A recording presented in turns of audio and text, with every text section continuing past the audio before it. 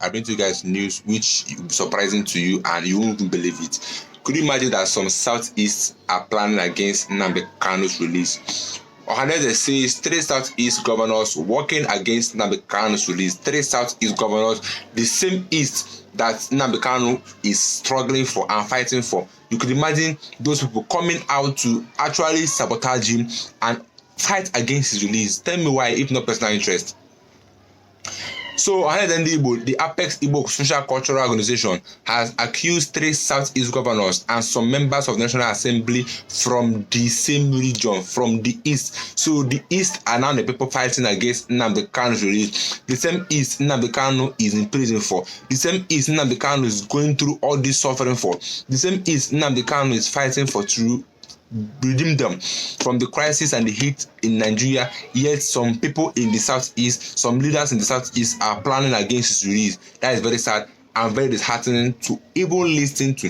The group said that the governors and their cohorts had persistently plotted to frustrate the out-of-court settlement between the Nigerian government and Kanu. So all these issues that are happening is even because of the brotherhood, the brothers that will think that are standing for Nnamdi Kanu. They are at the back fighting that they should release him. Which for the personal interest, because I don't see the reasons why you don't want Nnamdi Kanu to be released, because you know that if he's released, all your evil plots in the east will stop. You know that all your looting will stop. That's why they are fighting against Nnamdi Kanu to be released, and that's a very bad signal. Ahaneze Ndigbo, in his statement issued by his Secretary General Okechukwu Isiguzoro, alleged that the governors and the other political leaders were obstructing the progress towards Nnamdi Kanu's case because of personal interest. And like I said, everything they are doing is personal interest. The governor that was accused of stealing millions of naira and dollars to pay for their school fees, their children's school fees in advance, personal interest. Those that stole the money and sent their children to school in abroad, personal interest. Those that sent all their family abroad and then now come to Nigeria to support and scatter Nigeria, personal interest. They don't have the interest of the masses as in hand. They are all for themselves. You can imagine stealing money. The one that stole money from the state to pay for the school fees or their children in advance. That state doesn't have a good school. That state doesn't have a good hospital.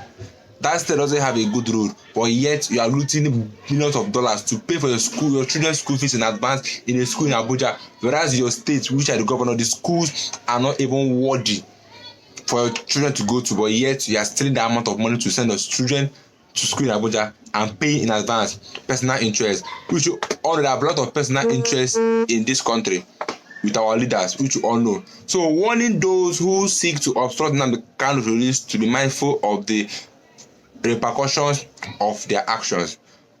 Ahaneze Ndigbo said the recent developments surrounding the possible out-of-court settlement between the federal government and Nnamdi Kanu has brought a glimmer of hope to Nigerians and Ndigbo alike. Simple.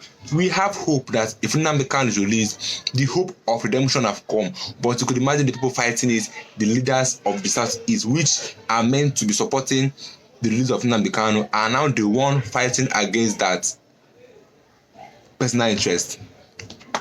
So the Federal High Court's Abuja decision to adjourn the proceedings till September. You know how they be adjourning this case? Adjourning. You know the reason now. The Southeast governors are behind this. So they have been adjourning the proceedings till September 2024. With the directive to both parties to explore negotiation and settlements, indicates a potential path towards justice and reconciliation. However, amidst the ray of hope, there are troubling signs of dissent and selfish motives within certain quarters. Some Southeast governors, along with political elites and misguided elders, seem intent on obstructing the progress towards Nnamdi Kanu's freedom. These are our leaders, our elders that we are rooting for, that they should fight for Nnamdi Kanu's release. Even the one planning and trying to obstruct the release of Nnamdi Kanu. These individuals, driven by personal interest and avarice, are unwilling to relinquish their grip on power and wealth, even at the expense of justice and peace. I ask myself this question: all the money governments are looting and stealing, is it enough for them? Some governors steal millions of dollars, which is about billions in naira, yet it's not okay for them. They are still striving for power and wealth. When you're already wealthy, but you are still, you want that power for what exactly? You have all these elders that will think they are even our supporters, are even the one fighting against Nnamdi Kanu release. So that is a very bad sign.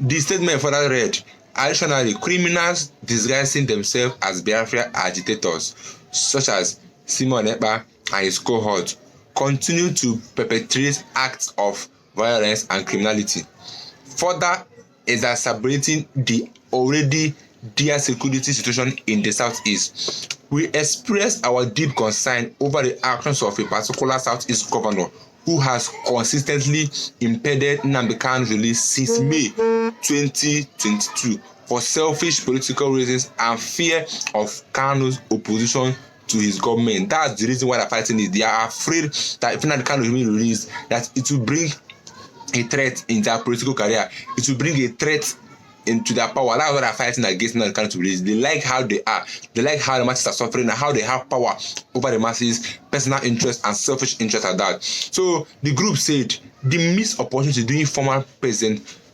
Buhari visit to Ebonyi for the commissioning of the Ebonyi International Airport on 5th May 2022 due to the governor's interference is a clear indication of political sabotage. When we had a chance, when President Buhari visited Ebonyi to commission the Ebonyi International Airport on May, the governor interfered. That is a sign, and actually indicating that these people are against Nnamdi Kanu's release.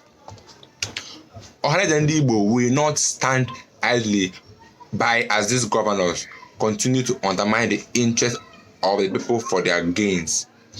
According to Ahaneze Ndigbo, the people of the Southeast were wary of the ongoing insecurity challenges and economic disruption that have plagued the region, warning that any attempt to subvert the process towards peace and justice in the region will be sternly dealt with. This is a warning to the state governors. This is a warning to the state governor that they should know what they are doing. Everything you are doing have consequences. We are fighting for our freedom, yet you people are the ones sabotaging the release of Nnamdi Kanu. And I think Ahaneze Ndigbo should come out and call names. Once they call names, if they don't release Nnamdi Kanu for 1 week, then we know that it's now the government that is holding Nnamdi Kanu. Because right now we can see, if they call the names of those that are planning against the release of Nnamdi Kanu will be released with immediate effect. Within 1 week is out. If they call their names, believe me, they will confess. They will come out plain boldly and say that yes, I did this, I am the one against this, I am the one against this. But if they don't call their names, they will keep hiding and doing what they're doing. So I think they should persuade Ahaneze to actually come out and call names, because people like us, the masses, cannot say such things like that. Else we know what will happen to people that have said things in Nigeria. So we rather say what we are sure of, what we've seen in the social media, what we've seen by elders, what we've seen by our political leaders have said. That's what we are allowed to say. So I think they should call out names of those that are working against the release of Nnamdi Kanu, so that the needful needs to be done for peace to reign in Southeast. Southeast right now is no longer safe. Southeast right now is insecure because of the attacks coming in. Because Nnamdi Kanu wants to free his people, attacks are not coming in to the Southeast. So I think they should call names and put an end to these insecurities and to this hardship that's happening. That really shows that it's not only Tinubu that is even the cause of all this problem. You could imagine the Southeast governors and members of the House of Assembly. So who are now the real Biafra agitators, since the governors and some elders are fighting against the release? So who are now that means they are all fake. They are all coming out for public gain. They are not coming out to just gain fame. I think that's what they are doing. And I think they should be aware of what they do, because they will all face the consequences. Let me know you guys for my next video. Don't forget to subscribe. But this video, any of you in the comment section. Let me know what you think about the video in the comment section. And don't forget to subscribe to our channel. See you guys in my next video.